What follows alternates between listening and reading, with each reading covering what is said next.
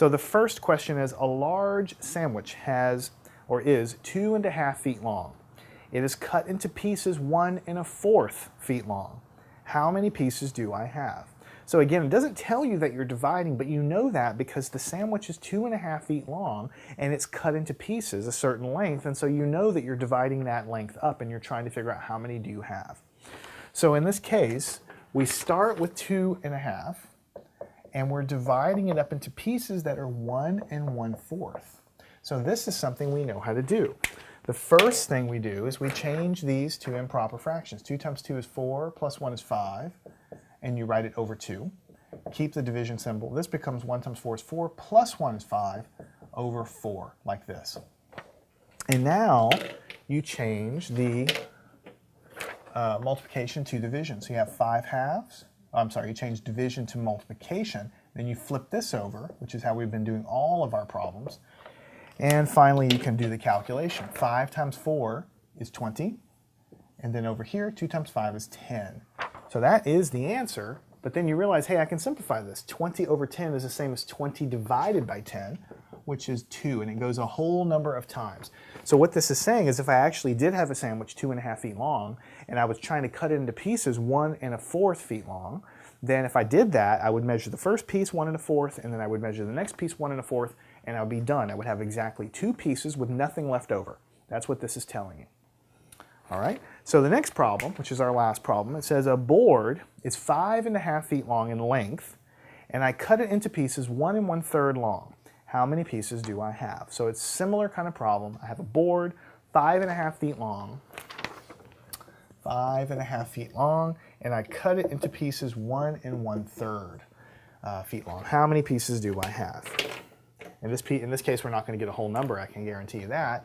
I can't tell by looking at it, but I'm just kind of giving you a little hint here. 2 times 5 is 10, plus 1 is 11, and we write it over 2 because of this. We keep the division, and this will become 3 times 1 is 3, plus 1 is 4, over 3, like this.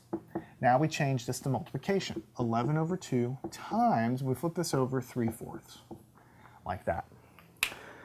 All right, so then we can now do the multiplication on the top. 11 times 3 is 33, and on the bottom, 2 times 4 is 8.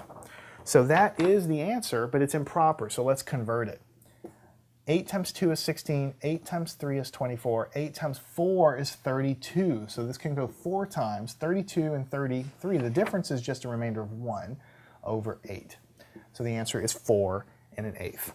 So what this means is, in this problem, if I start with a board that's 5.5 feet long and I'm cutting it into pieces that's 1 1/3 feet long, I'll cut my first 1 1/3 piece, and then I'll cut my next 1 1/3 piece, and then my next 1 1/3, my next 1 1/3. What'll end up happening is I'll have 4 complete pieces that are 1 1/3 feet long, but then I'll have some leftover board. I will have 1/8 of a piece that I'm trying to cut. I will have a little bit left over. So I can't quite have 5 pieces that are this length. I just have 4 1/8, 4 and a little bit more. That's what that means.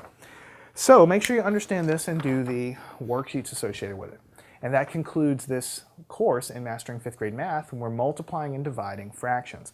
We've covered a tremendous amount of material, learning how to handle multiplying fractions, multiplying mixed numbers, along with word problems, and dividing fractions, dividing mixed numbers, and word problems with that.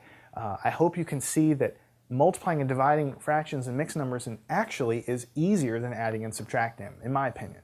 And I think that with a lot of practice, it becomes very simple and very easy for you to remember how to do it. So I encourage you to make sure you can do all of these problems, including the problems that are in the worksheets, building your skills one step of the way. Now we have a lot more material to cover in Mastering 5th Grade Math, and every topic that we cover from here on out is going to be taught in the same step-by-step way. So I want you to follow me on to the next volume of Mastering 5th Grade Math. We'll continue learning the skills of math, and you'll understand that none of this stuff is hard.